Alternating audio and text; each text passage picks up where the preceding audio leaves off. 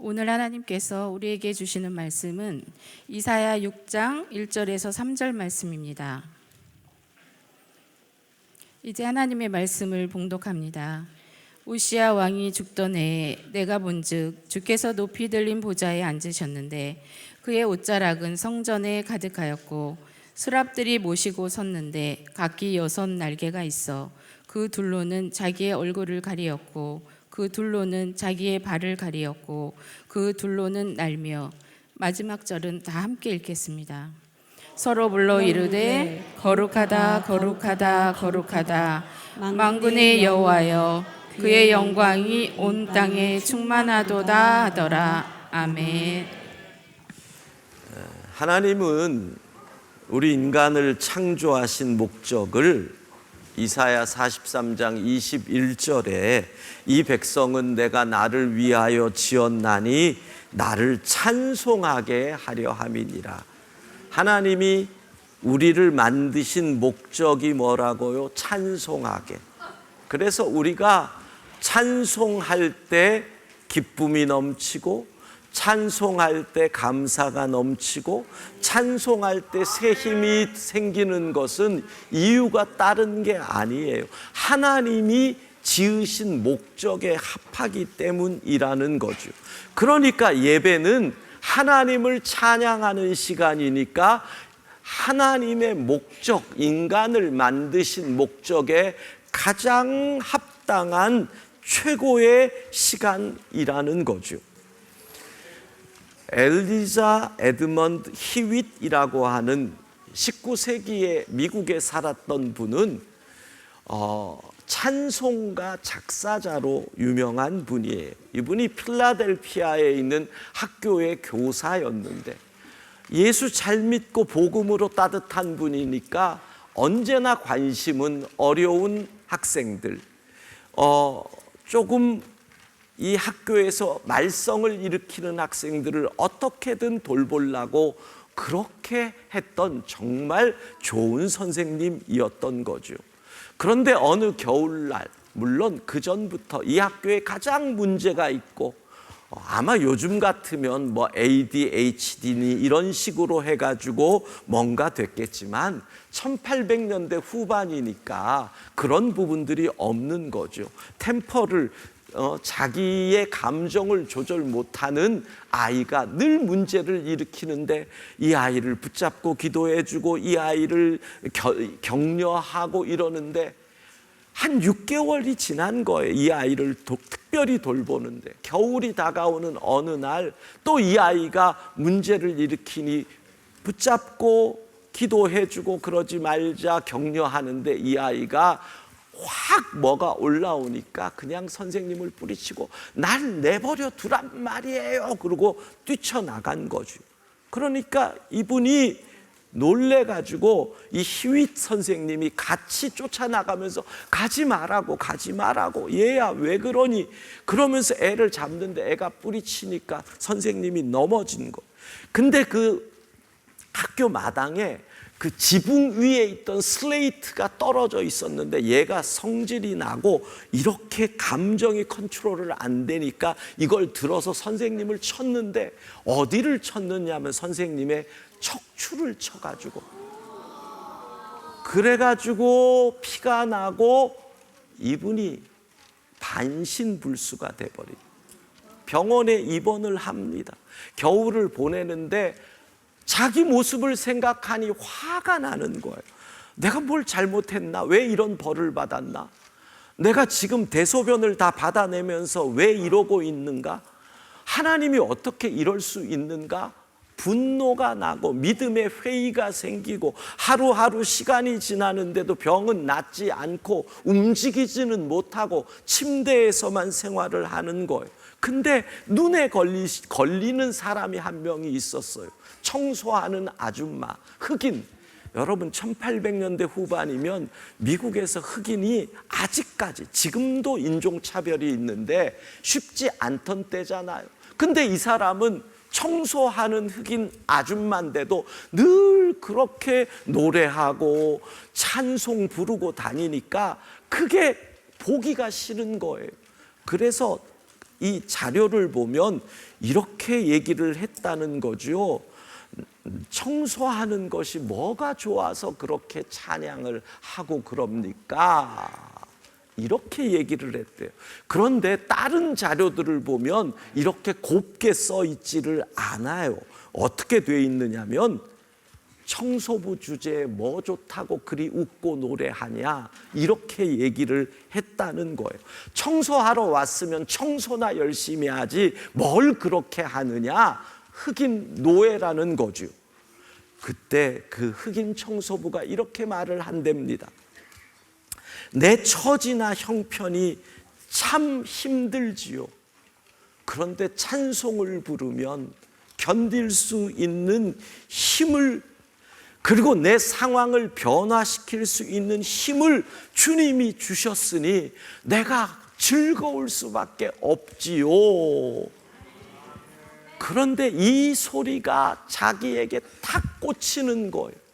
찬송을 부르면, 이 사람이 평생 한 게 찬송가 가사 작사한 건데, 찬송을 부르면 상황을 견딜 수 있는 힘을, 변화시킬 수 있는 힘을 준다는데 내가 지금 뭐 하고 있는 건가, 이 생각이 나면서부터, 그러면서부터 하나님을 찬양하는데, 그때 이분이 갑자기 떠오르는 마음을 가지고 시를 써요. 그 시가 찬송가에 있는데, 주 안에 있는 나에게 딴 근심이 있으랴, 십자가 밑에 나가 내 짐을 풀어. 주님을 찬송하면서, 주님을 찬송하면서 할렐루야 할렐루야, 내 앞길 멀고 험해도 나 주님만 따라가리. 할렐루야. 찬송의 능력의 첫 번째가 뭔 줄 아세요? 감사가 생기게 돼요. 불평이 변하여 감사를 줘요. 그 다음에요, 찬송의 능력이 뭔 줄 아세요? 사랑, 용서하게 해요. 그 저주하던 아이를 용서하고 사랑하게 해줘요. 그리고 찬송의 능력이 그랬더니 치유의 역사가 일어나는 거예요. 그리고 이분이 찬송하고 감사하면서 그 반신불수가 고쳐지면서 일어나 걷게 되고, 이후에 이분이 쓴 찬송가 가사 중에 너 예수께 조용히 나가, 이것도 이분이 쓴 찬송이에요. 또 내 영혼에 햇빛 비치니, 이것도 이분이 만든 찬송이에요. 할렐루야. 이게 찬송의 능력인 줄로 믿습니다. 우리가 불러야 할 찬송이 있어요. 여러분, 우리가 영원히 잊지 말아야 할, 불러야 할 찬송이 있는데, 우리가 이곳에서 하나님을 예배하고 찬양할 수 있는 가장 중요한 이유, 우리 주 예수 그리스도 때문에 우리가 이곳에서 하나님을 찬송할 수 있는 줄로 믿습니다. 예수님을 생각하면 찬송할 수밖에 없다는 거예요. 요한계시록 5장을 보면 12절 같이 읽습니다. 큰 음성으로 이르되 죽임을 당하신 어린 양은 능력과 부와 지혜와 힘과 존귀와 영광과 찬송을 받으시기에 합당하도다 하더라. 예, 찬송 받으시기에 합당한 분이 누구라고요? 어린 양이라는 거. 요한계시록에는 어린 양, 어린 양은 뭐예요? 제물로 썼잖아요. 유대인들은 양은 제물이에요. 어린 양이라고 하면 순결을 상징해요. 죄 없음을 상징해요. 양, 희생을 상징하는 것이 어린 양. 근데 죽임을 당했단 말이에요. 죄 없고 순결한 어린 양이 우리 죄를 대신해서 희생했다. 그래서 죽임당하신 어린 양, 그분 때문에 우리가 하나님 앞에 다시 설 수 있게 되었고, 그분 때문에 우리가 하나님의 자녀가 될 수 있었고, 그분 때문에 우리가 천국 백성이 될 수 있었고, 그분 때문에 우리가 지금 이곳에서 하나님을 예배하는 줄로 믿습니다. 그래서 어린 양 예수님을 찬양해야 한다는 거예요. 그런데 이 어린 양 예수를 세례 요한은 이렇게 설명을 해요. 요한복음 1장 36절 같이 읽습니다. 예수께서 거니심을 보고 말하되 하나님의 어린 양이로다. 하나님의 어린 양이라는 거예요, 예수님이. 자, 유대인들이 자기의 죄를 대신할 제물로 양을 끌고 가면 이건 나의 양이에요, 내 양이에요.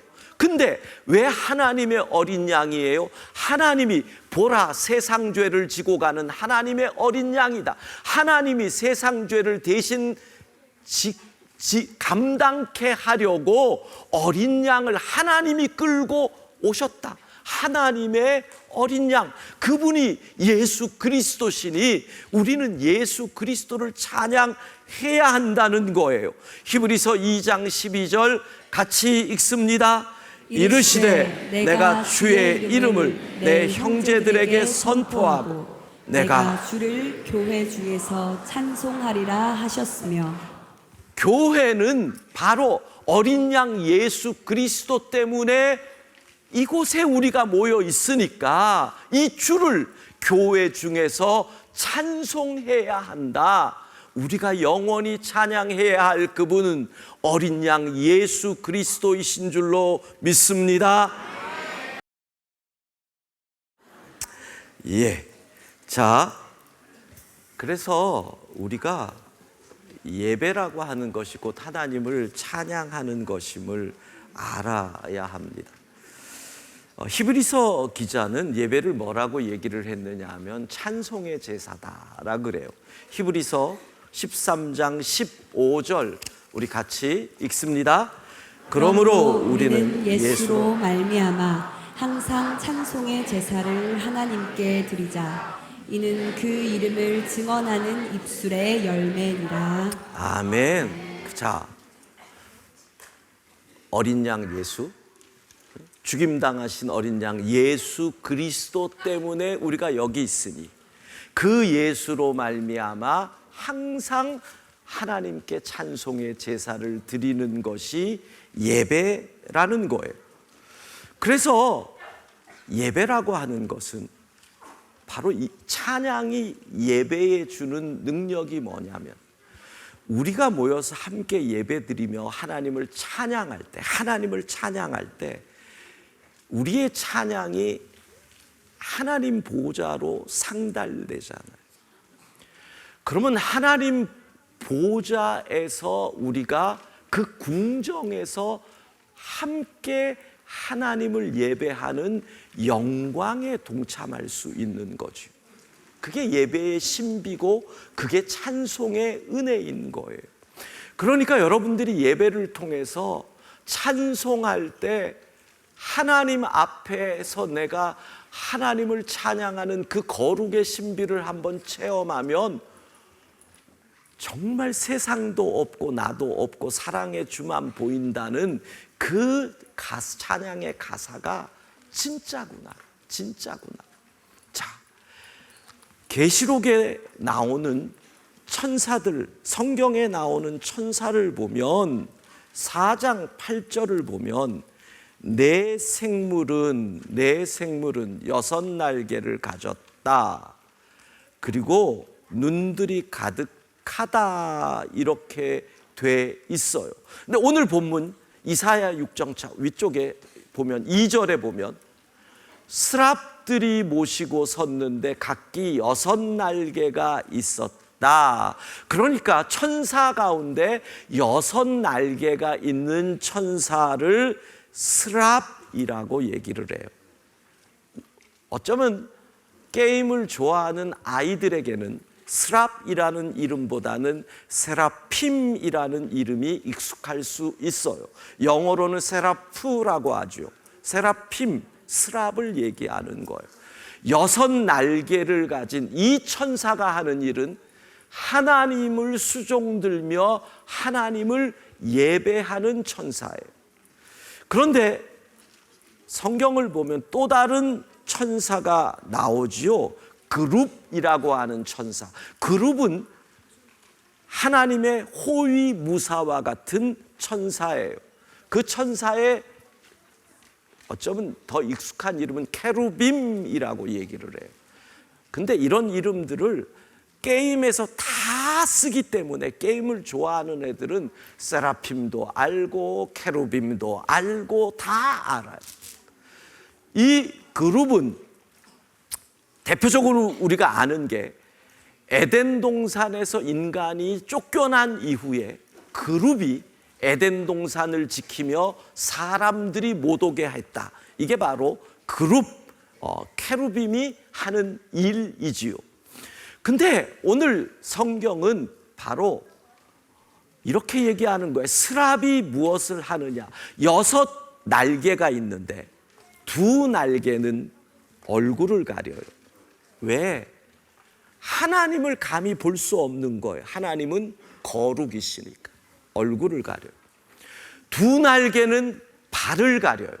왜? 발은 언제나 구약시대에는 사람들이 맨발로 많이 다녔기 때문에 발은 늘 지저분하다고, 죄를 상징하고 내 죄된 것을 가려요. 그리고 2날개로 날아다니면서 그들이 하는 일이 뭐냐 하면 밤낮 쉬지 않고 4장 8절 밤낮 쉬지 않고 이르기를 거룩하다 거룩하다 거룩하다. 여러분, 이게 찬양이에요. 찬양이 뭐예요? 여호사밧을 기억하세요? 여호사밧이 전쟁의 위험 속에서 찬양대를 구성해서 군대 앞에 나아갔을 때 불렀던 찬양이 뭐예요? 주는 선하시며 인자하시도다. 우리에게 승리를 주소서, 우리에게 이김을 주소서, 저들을 물리치게 하소서. 이런 거 안 했다 그랬잖아요. 진정한 찬양은 뭐예요? 하나님의 하나님 되심.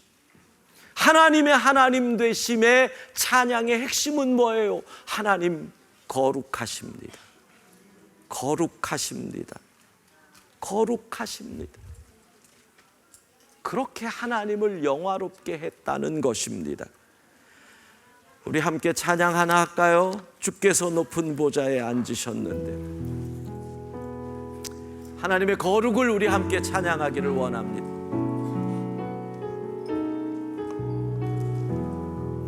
주께서 높은 보좌에, 주께서 높은 보좌에 앉으셨는데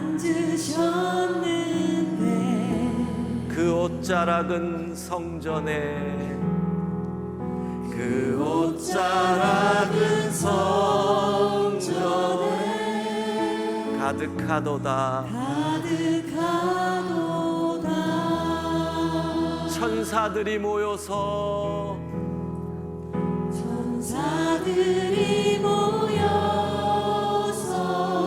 서로 창화하여 외치니, 창화하여 외치니 그 소리는 성전에 가득하도다. 그 소리는 성전에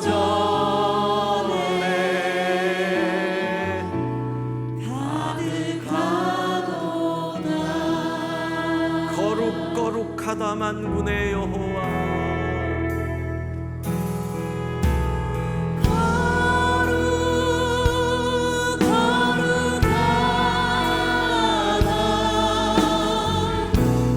만군의 여호와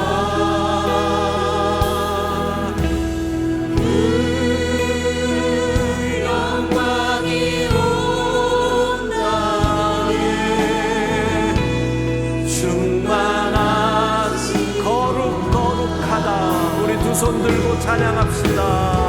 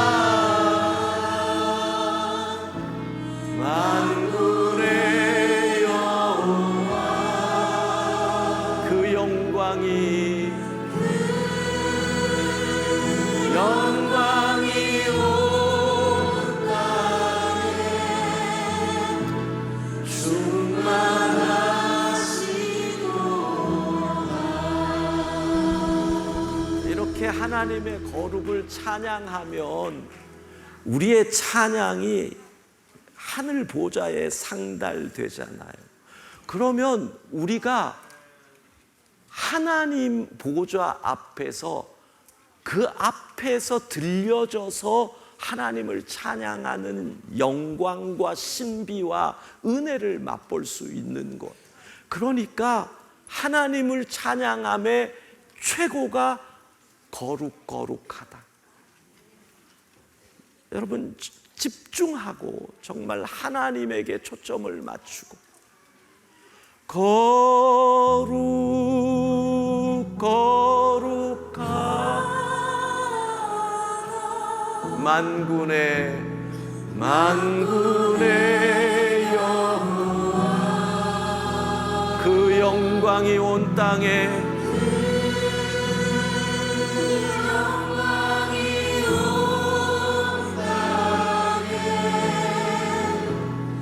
충만하시도록 거룩하다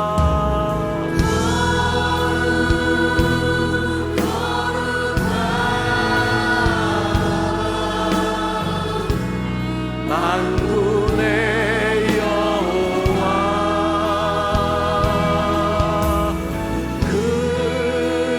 그 영광이 온 땅에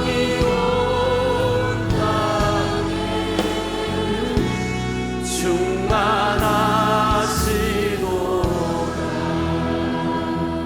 저는 오늘 이곳에서 우리 자녀들이 이 하나님의 거룩을 찬양하면서 하나님 앞에서 예배하는 그 은혜를 정말 조금이라도 체험해 봤습니다. 하나님의 거룩 앞에 선 나의 모습을 조금이라도 발견했습니다. 그러면 이 아이들의 인생이 바뀌어요. 그 신비를 체험하면 와, 이런 세상이 있구나를 알게 된단 말이에요.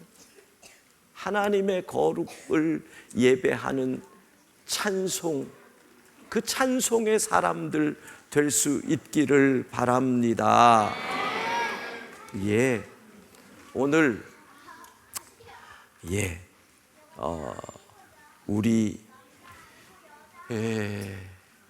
여기서 아이들을 올려보내고 어른들은 어른들끼리 노는 시간을 가져야 할 것 같습니다. 우리가 설교하기가 이렇게 편할 수가 있나?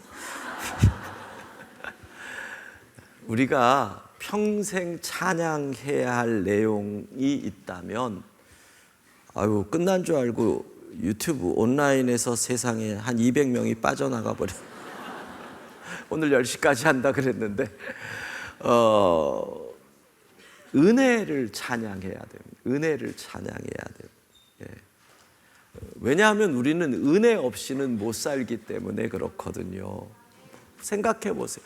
이 모든 세상을 구성하는 게 은혜거든요. 부모의 은혜, 나라의 은혜, 학교의 은혜, 스승의 은혜, 교회의 은혜. 이 민족이 위기를 우리는 영적으로 바라보면 이 민족의 위기가 뭔 줄 아세요? 은혜가 부인되고 있다는 거예요.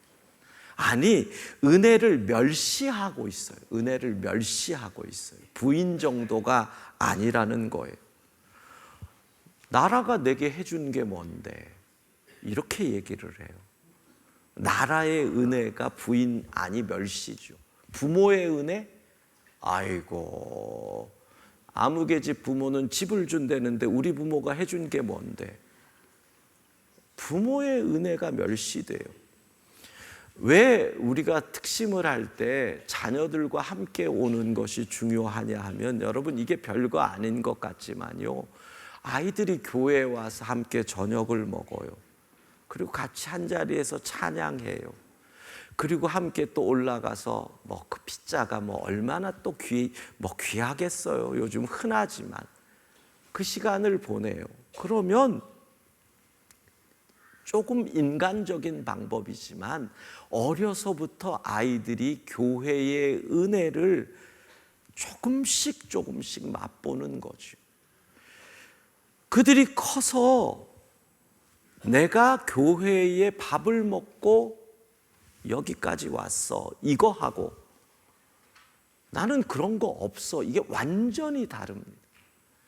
교회의 은혜를 어릴 때 맛보지 못한 사람들이 커서 믿고 교회를 오게 되면 교회는 은혜 받는 자리가 아니라 주고받는 자리가 됩니다.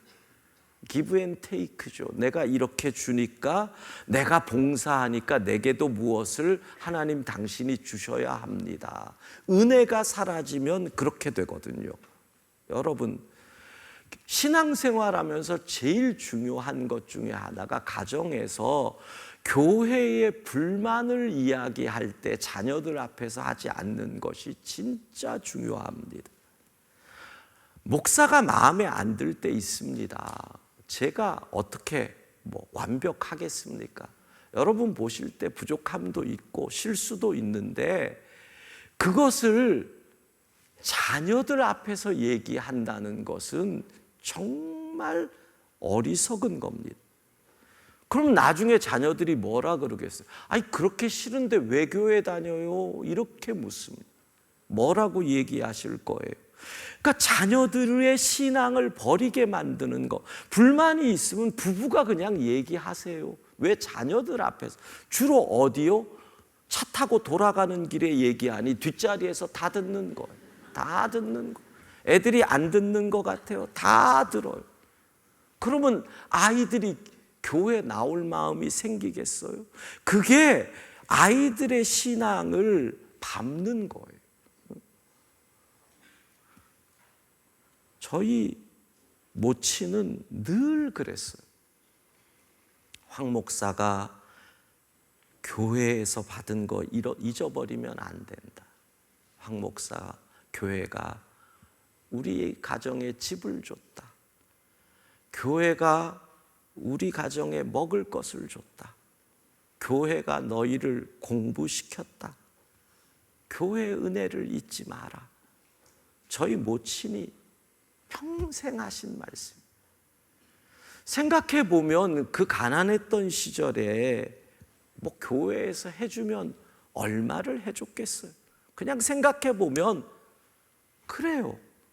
근데 저희 어머니는 몰라요. 아버지랑 둘이서 욕했는지는 모르지만 저희 앞에서는 절대 안 그러죠. 교회에 감사해야 된다. 교회의 은혜를 잊으면 안 된다. 끊임없이. 제가 목사 된 이후에 저희 모교에 가서 설교를 하게 될 때도 저희 모친은 그러셨어요. 교회의 은혜를 잊으면 안 된다. 황 목사, 네가 여기까지 온 게 다 교회다, 교회다. 그 얘기를 듣고 자랐어요. 그 얘기를 평생 들었어요. 교회는 고마운 곳이고 교회는 감사한 곳이고, 이게 제 귀에 박혀 있는데 제가 어떻게 교회를 나쁘게 할 수 있겠어요? 여러분, 염려하지 마세요.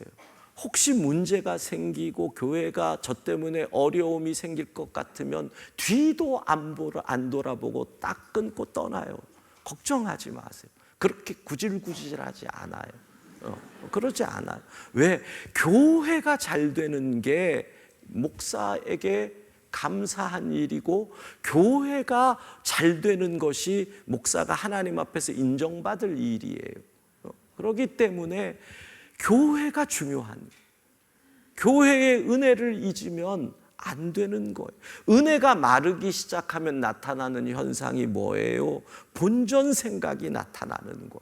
은혜가 마르면, 은혜가 말랐다는 건 뭐예요? 내가 받은 게 뭐가 있나? 내가 받은 게 뭐가 있나? 이 얘기잖아요. 그러면 본전 생각이 나기 시작하는 거예요. 내가 한 게 아깝기 시작하는 거예요. 그러면 나를 내세워요. 섭섭함이 들기 시작해요. 그러니까 은혜가 마르면 결국 뭐가 역사해요? 교만이 역사하는 거예요. 남은 500여 분의 온라인 예배자 여러분, 도망간 분들은 어쩔 수 없고, 은혜가 마르면 교만이 역사한다. 댓글을 써주시기 바랍니다. 다 같이, 은혜가 마르면 교만이 역사한다. 은혜가 마르면 교만이 역사한다. 은혜를 잊으면 안 되고 은혜를 끊임없이 찬양하는 것, 이것이 우리가 할 일이에요. 그 부분이 잘 나온 말씀이 에베소서 1장 3절에서 6절이라는 거예요. 3절 같이 읽습니다. 찬송하리로다. 하나님 곧 우리 주 예수 그리스도의 아버지께서 그리스도 안에서 하늘에 속한 모든 신령한 복을 우리에게 주시되. 자, 하나님께서 그리스도 안에서, 계속 예수 그리스도, 어린 양 예수를 찬양해야 할 이유, 그리스도 예수 안에서, 그리스도 안에서 하늘에 속한 모든 신령한 복을 주셨다는 거예요. 그 신령한 복이 무엇이냐? 4절 같이 읽습니다. 곧 창세 전에 그리스도 안에서 우리를 택하사 우리로 사랑 안에서 그 앞에 거룩하고 흠이 없게 하시려고. 하나님이 주신 신령한 복이 뭐냐면, 우리를 택하셨는데 창세 전에, 다른 말로 만세 전에, 우리가 어머니의 태에 태어나기도, 엄마가 우리를 갖기도 이전에 하나님이 우리를 선택, 예정하셨다는 거예요. 그냥이 아니에요. 어쩌다가 아니에요. 실수가 아니에요. 재수 좋아서가 아니에요. 하나님의 계획 가운데서 우리를 택하셨다는 거죠. 부모가 자녀를 가질 때, 아이고 니네 아빠가 술에 취해가지고 야 실수로 엄마랑 하룻밤 그랬는데 널 낳았다. 그러면 그 아이가 생각할 때, 나는 실수의 산물이냐? 나는 진짜 재수 없이 어떻게 하다가 이렇게 태어났느냐? 만세 전에 이미 우리를 향한 계획을 가지고 있는 것, 이게 신령한 복인데, 이게요, 그 다음에 보면 기가 막힌 말씀이에요. 사랑 안에서 그 앞에 거룩하고 흠이 없게 하시려고. 하나님 앞에서 누가 거룩하고 흠이 없을 수 있겠어요? 그래서 뭐예요? 사랑 안에서잖아요. 아이들이, 손주들이 지저분하고 뭐 음식 묻어도 할머니들이 볼 때는 흠 없이 보이고 이쁘게 보여요. 왜? 사랑 안에서. 사랑 안에서 하나님이 우리를 사랑하니 우리를 거룩하고 흠이 없게 여겨주신다는 거지요. 5절 같이 읽습니다. 그 기쁘신 뜻대로 우리를 예정하사 예수 그리스도로 말미암아 자기의 아들들이 되게 하셨으니. 예수님을 믿고 하나님의 자녀가 되고 하늘나라의 백성 되는 것이 억지로 어쩔 수 없이가 아니라 하나님의 기쁘신 뜻이라는 거예요. 기쁘신 뜻이다. 이게 뭐냐? 6절 같이 읽습니다. 이는 그가 사랑하시는 자 안에서 우리에게 거저 주시는 바 그의 은혜의 영광을 찬송하게 하려는 것이라. 하나님께서 신령한 복을 우리에게 주셨는데 그 신령한 복이 결론은 뭐냐? 은혜로 우리를 자녀 삼으시는 것, 이게 하나님이 주신 신령한 복. 그러니 너희가 할 일은 무엇이다? 그 은혜의 영광을 찬송하라. 우리가 평생 할 일이 하나님의 은혜를 찬송하는 일인 줄로 믿습니다. 예, 주의 은혜라, 주의 은혜라, 내 평 살아온 길. 모르시는 거예요? 안 되겠다. 이거 하나 부르고 합시다. 안 되겠다. 처음부터.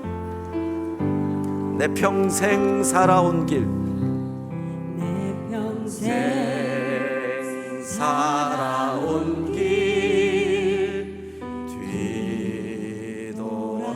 뒤돌아보니 짧은 내 인생길 오직 주의 은혜라.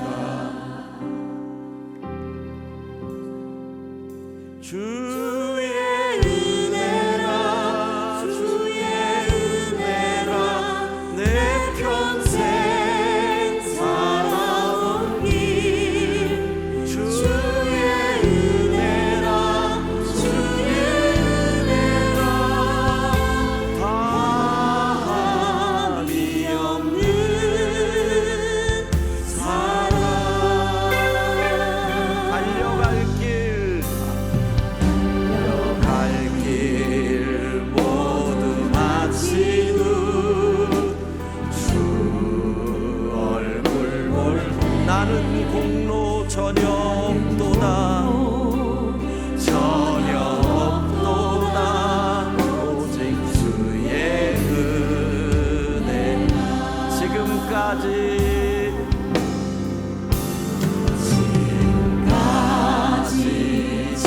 지내온 것 주의 크신 은혜라.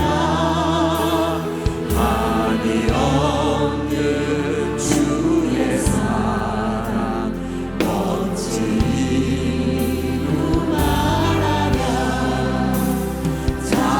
자나깨가 주의 손이 항상 살펴주시고 모든 일을 주 안에서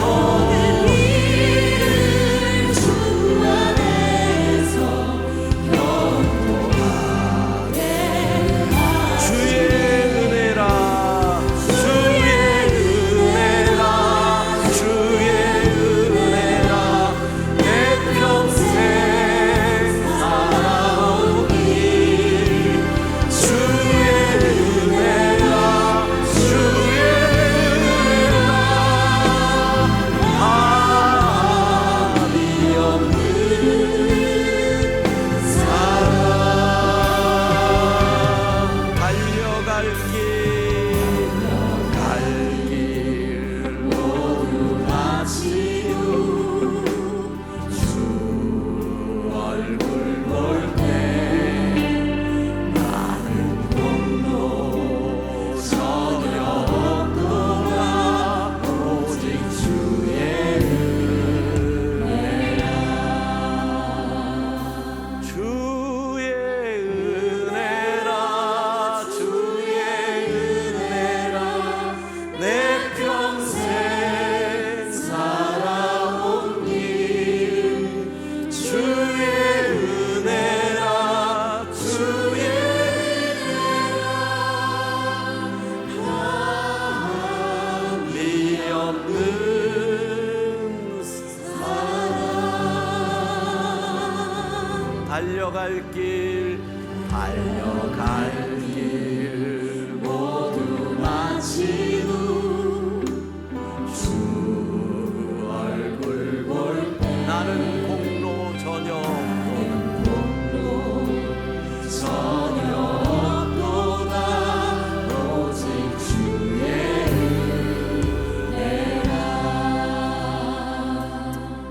찬양이 은혜가 되려면 너희가 나이를 좀 더 먹어야겠다. 그래, 달려갈 길 모두 마친 후 그러는데 그게 앞으로도 한참 남아있는 것 같으니 어찌 은혜가 되겠니?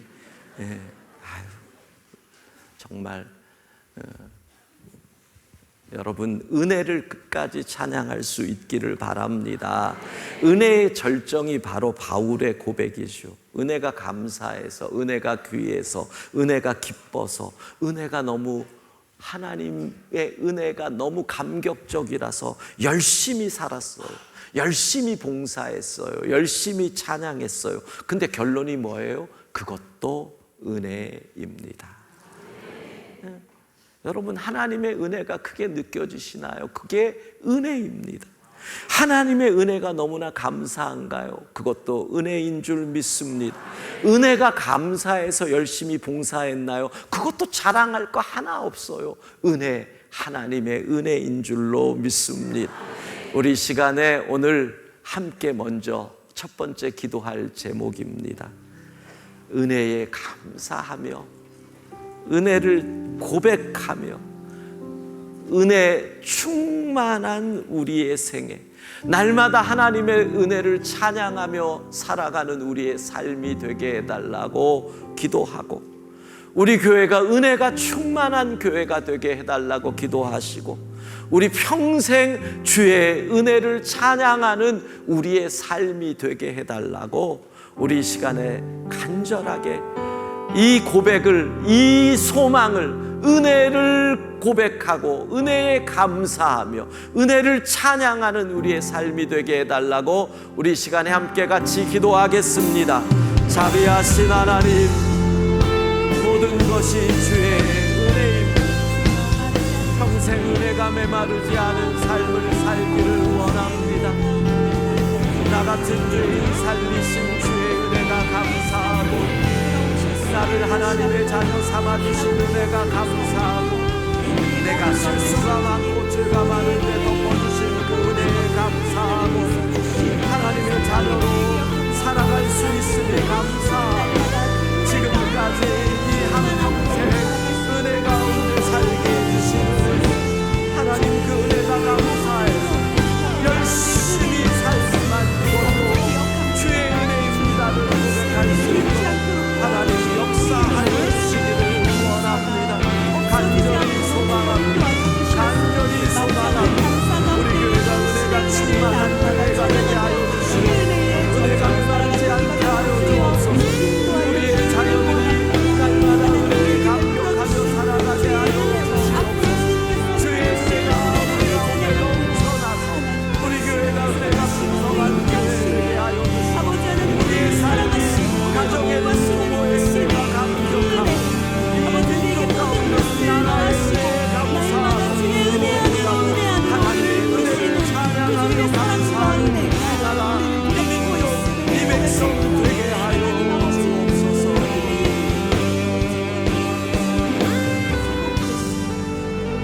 주의 은혜라, 주의 은혜라, 내 평생 주의 은혜라,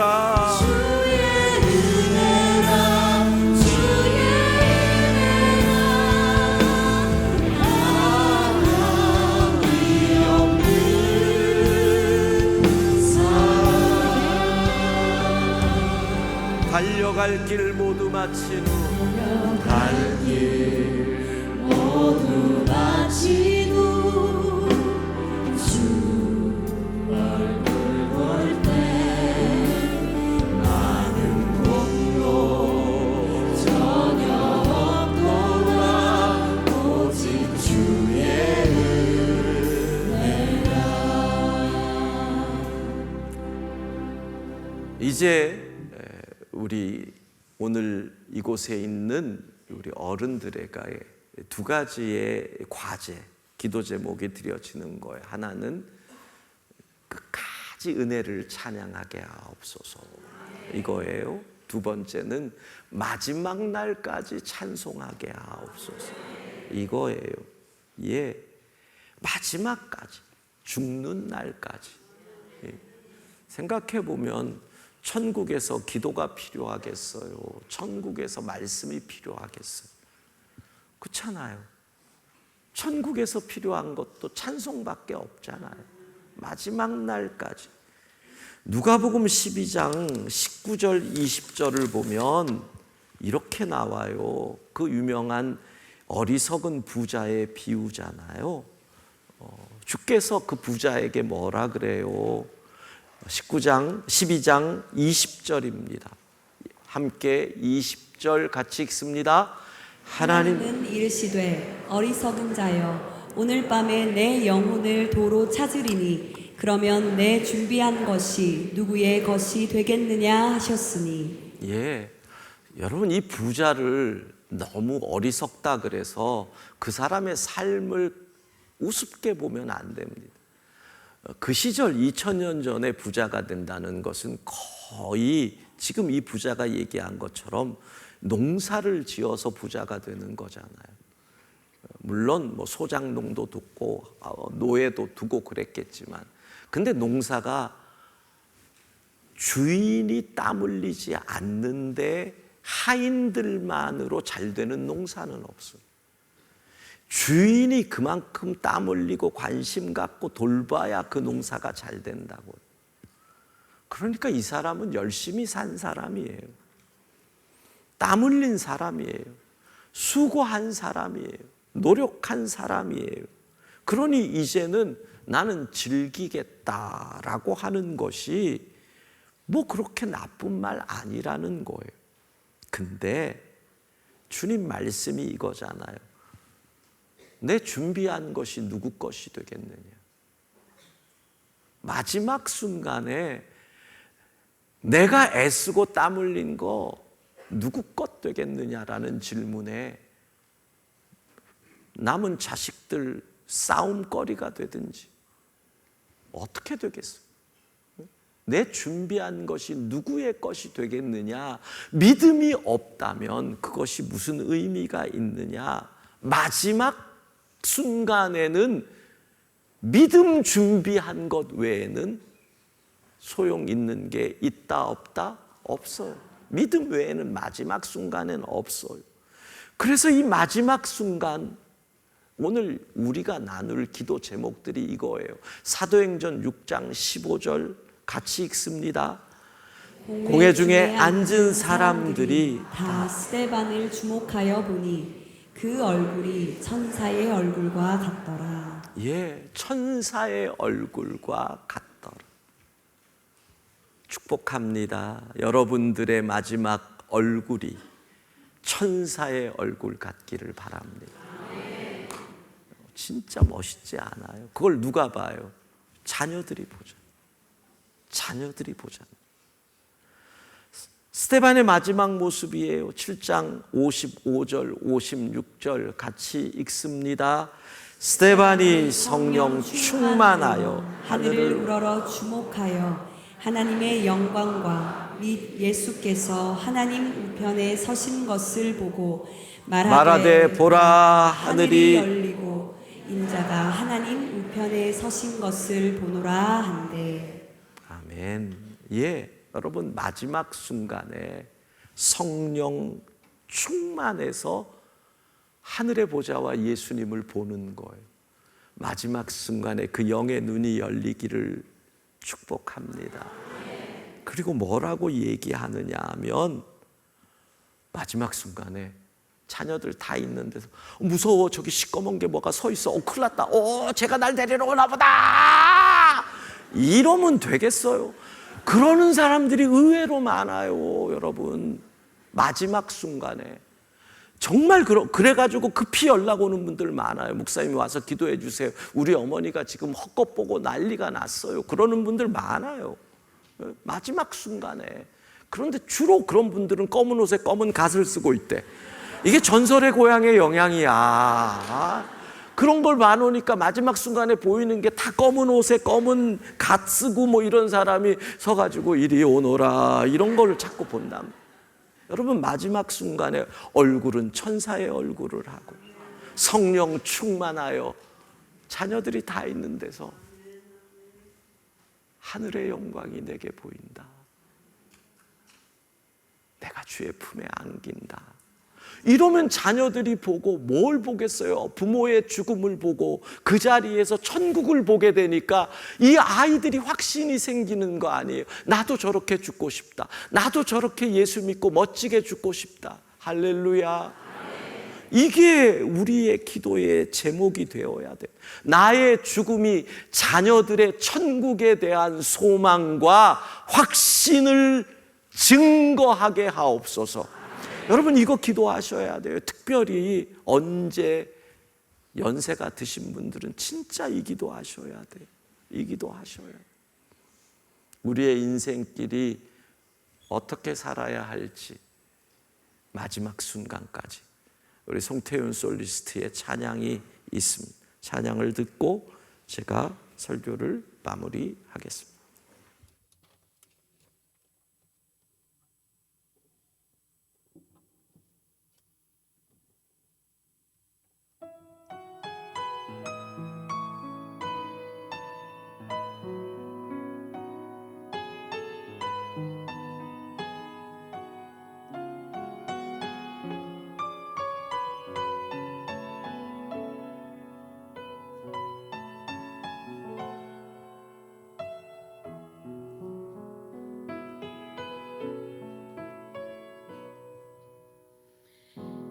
나의 눈가에 주름이 지고 눈물이 많아졌습니다. 잠시 눈 감고 뜬 것 같은데 어느새 여기 있습니다.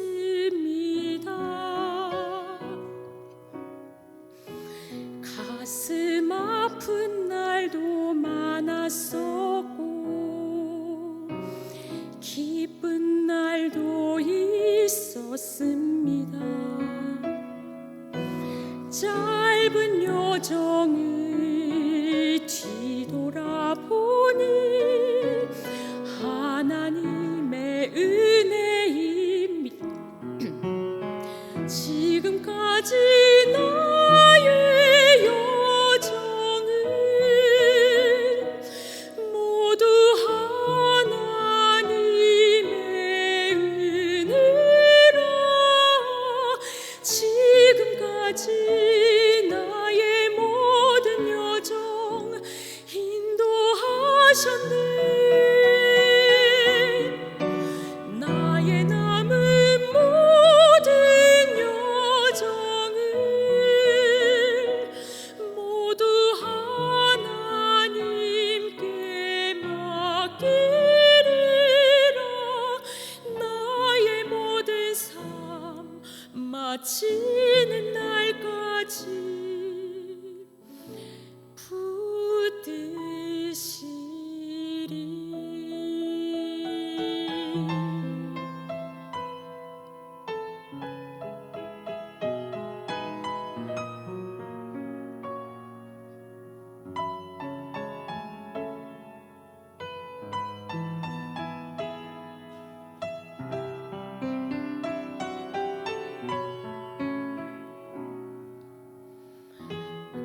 가슴 아픈 날도 많았었고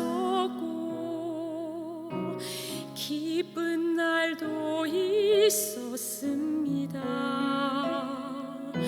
짧은 여정을 뒤돌아보니 하나님의 은혜입니다.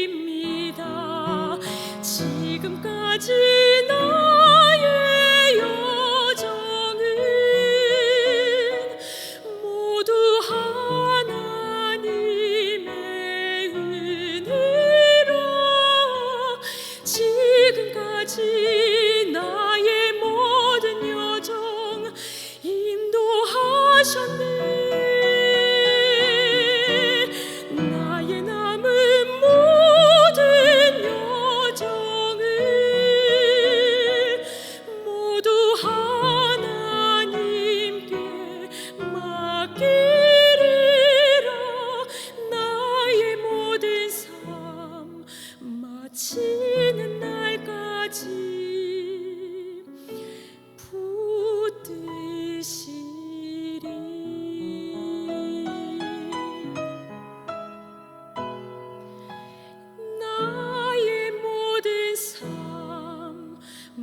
마치는 날까지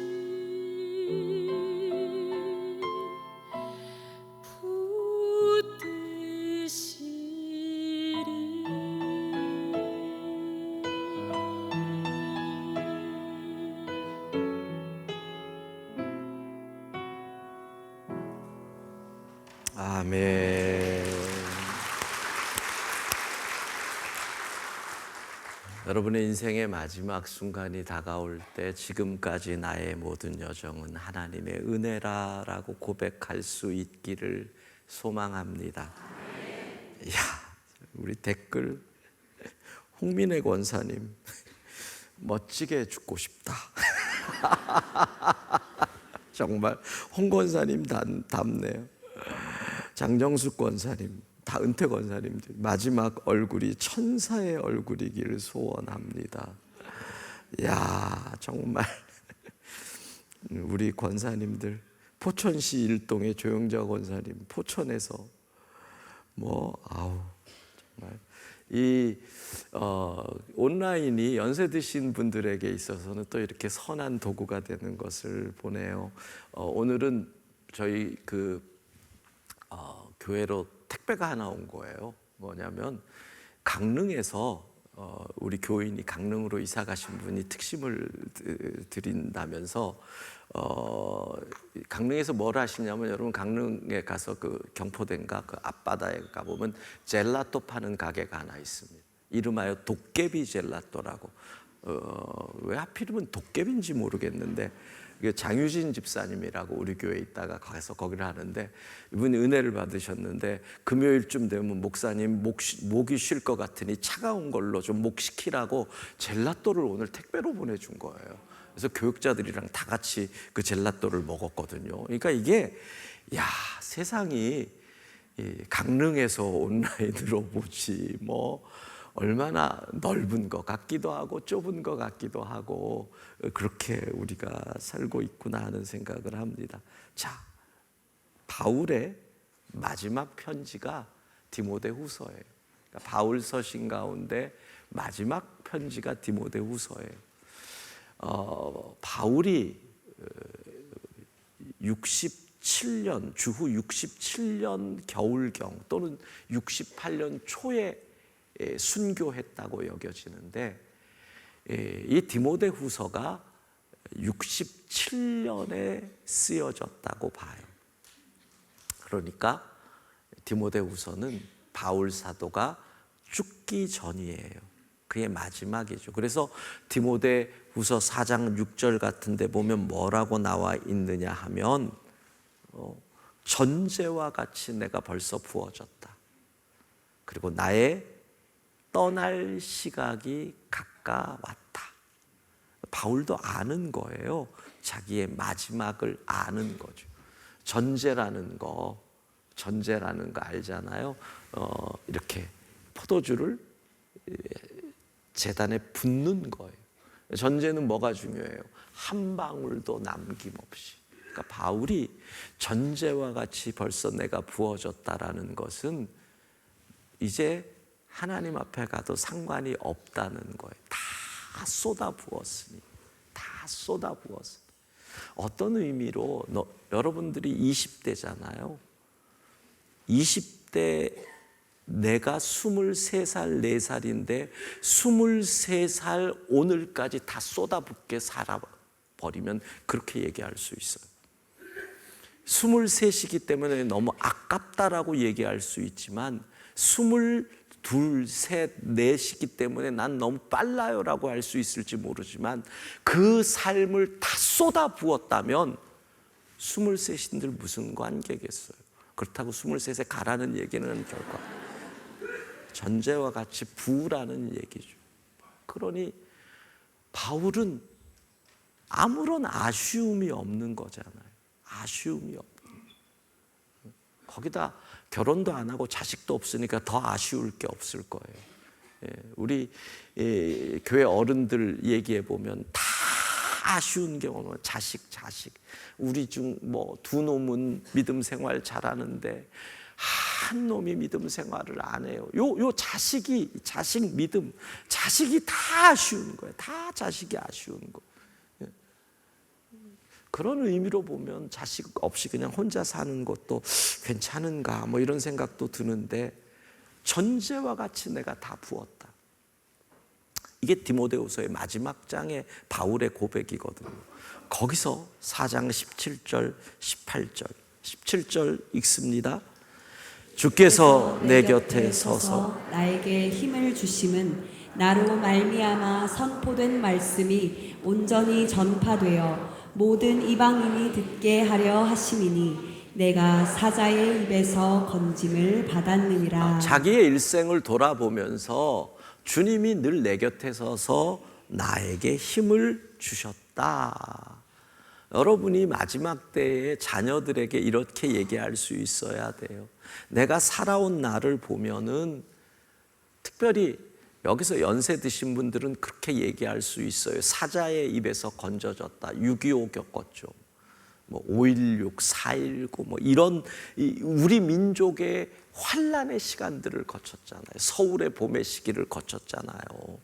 그러니까 정말 사자의 입에서 하나님이 건져주셨다라는 고백은 충분히 가능한 거죠. 주님께서 내 곁에 서서 나에게 힘을 주셔서 여기까지 왔다. 이렇게 얘기를 하는 거예요. 그러면서 18절 같이 읽습니다. 주께서 나를 모든 악한 일에서 건져내시고 또 그의 천국에 들어가도록 구원하시리니 그에게 영광이 세세 무궁토록 있을지어다. 아멘. 이젠 천국 갈 준비 다 되었으니 마지막까지 할 게 뭐예요? 영광이 그에게 세세 무궁토록 있을지어다. 우리 멋지게 삽시다. 여러분, 정말 우리 멋지게 그리고 멋지게 천국 가자고요. 마지막까지 그에게 영광이 세세 무궁토록 있을지어다. 주님께 영광 돌리고 주님을 높이고 주님을 찬양하다가 우리 모두 멋지게 천국 가는 우리 모두가 되기를 소망합니다. 찬양하고 함께 기도할 것입니다. 주의 은혜라. 내 평생 살아온 길 뒤돌아보니 살아온 길 뒤돌아보니 짧은 내 인생길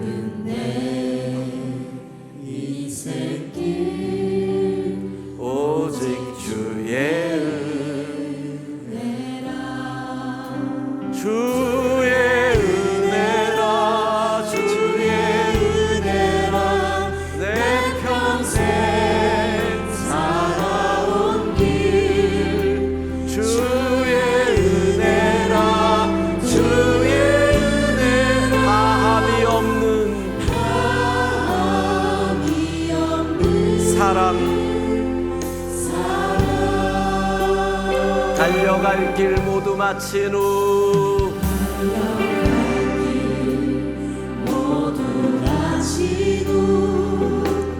주 얼굴 볼 때 나는 공로 전혀 오직 주의 은혜라. 지금까지 지내온 것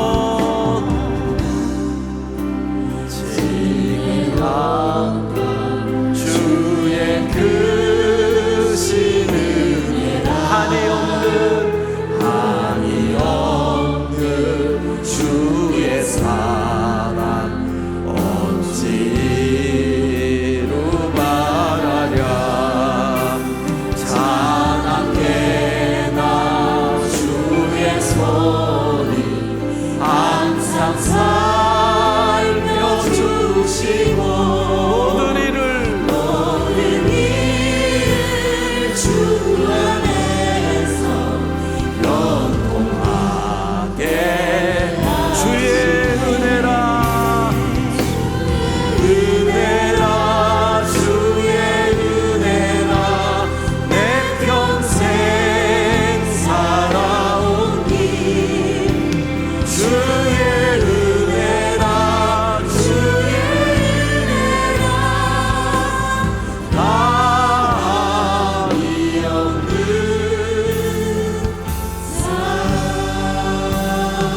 달려갈 길 모두 마친 후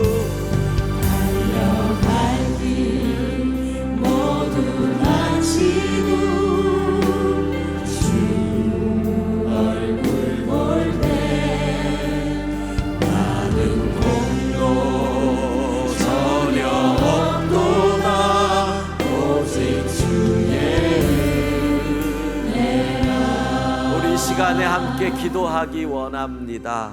기도 제목 딴 거 아니에요. 하나님, 내 마지막 날에 내 얼굴이 스데반 같은 천사의 얼굴 되게 해달라고요.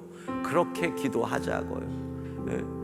천사의 얼굴 되게 해달라고. 그래서 마지막까지 주님 찬양하다가 기쁘게 천국 가서 내 죽음이 우리 자녀들이 보고 하나님 살아계시구나 하는 증거, 내 죽음이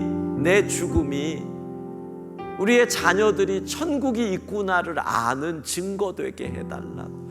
마지막까지 멋지게 예수 믿고 마지막까지 잘 살다가 천국 백성 되는 소망으로 끝까지 주님 찬송하다가 갈 수 있게 해달라고 우리 시간에 간절히 기도합니다. 자비하신 하나님, 이 시간 기도합니다. 일평생 은혜로 살다가 일평생 은혜 가운데 은혜를 찬송하며 살다가 마지막 순간에 스데반처럼 천사의 얼굴로 주님 맞이하게 하여 주옵소서. 하나님 간절히 기도합니다. 주의 은혜를 찬송하고 주의 은혜를 감격하며 주의 은혜를 고백하며 살다가 마지막 순간에 성령 충만하여 하늘 보좌를 바라보고 예수 영광을 바라보고 내가 이제 주님 품에 안깁니다라고 고백하며 주님 앞에 나아갈 수 있도록 주님 역사하여 주시기를 원합니다. 하나님, 그래서 우리의 죽음이 우리의 자녀들에게 하나님의 살아계심을 증거하는 표적이 되게 하여 주옵소서. 우리의 죽음이 하나님이 살아계시고 천국이 있구나 하는 증거가 될 수 있도록 도와주시고 끝까지 승리하게 하여 주옵소서. 하나님 감사합니다. 은혜 가운데 살다가 예수 영광 찬양하다가 기쁨으로 주님 앞에 갈 수 있는 우리의 일생이 되도록 주님 역사하여 주옵소서. 주의 은혜라 주의 은혜라 내 평생 살아온 길 주의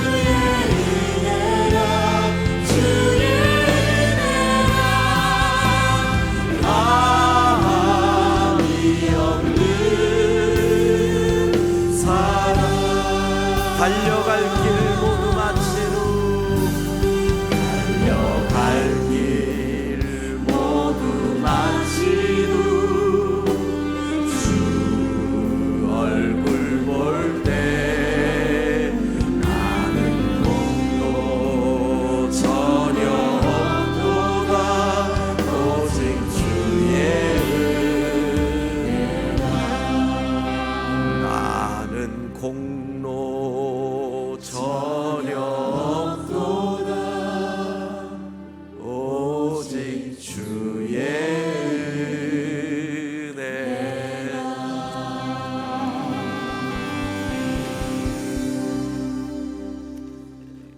결론을 함께 읽겠습니다. 같이 읽습니다. 언제 어디서나 하나님을 찬양하라. 그리하면 산다. 그리하면 감사할 수 있다. 그리하면 이길 수 있다. 문제 해결을 위해 간구하는 것도 좋다. 그러나 모든 문제보다 크고 능력 있으신 하나님을 찬양하는 것이 진짜 방법이다. 하나님의 선하심과 인자하심을 찬양할 때 우리는 찬양의 능력 가운데 살아갈 수 있다. 아멘. 이번 특심은 찬송의 능력, 찬송의 힘, 찬양의 능력이잖아요.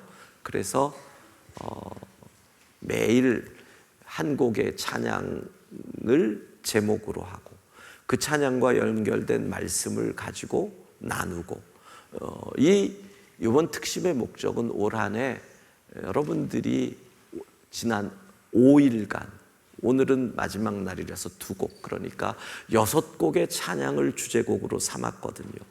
그 가운데서 은혜가 되고 올해 내게 주신 찬양이다 싶은 곡을 붙잡고 그것을 붙잡고 올 한 해 살아갈 때 그때 찬양의 능력으로 우리가 올 한 해를 살아갈 수 있고 이길 수 있다라는 목적으로 이번 특심을 찬양의 능력으로 한 것입니다. 그러니까 지난 5일 돌아보면서 내게 주신 말씀에서 한 걸음 더 나아가서 내게 주신 찬양을 붙잡고 올 한 해 이 찬양으로 나아가 승리하는 우리 모두가 되기를 소망합니다. 지금은 우리 주 예수 그리스도의 은혜와 하나님 아버지의 무한하신 사랑하심과 성령의 감동, 교통, 충만하심이 신년에 밤마다 모여 부르짖고 기도하며 하나님의 하나님 되심을 찬양한 모든 영광의 성도들 위해 함께했던 우리의 자녀들의 인생길 위해 이제로부터 영원까지 함께 하시기를 간절히 축원하옵나이다. 아멘.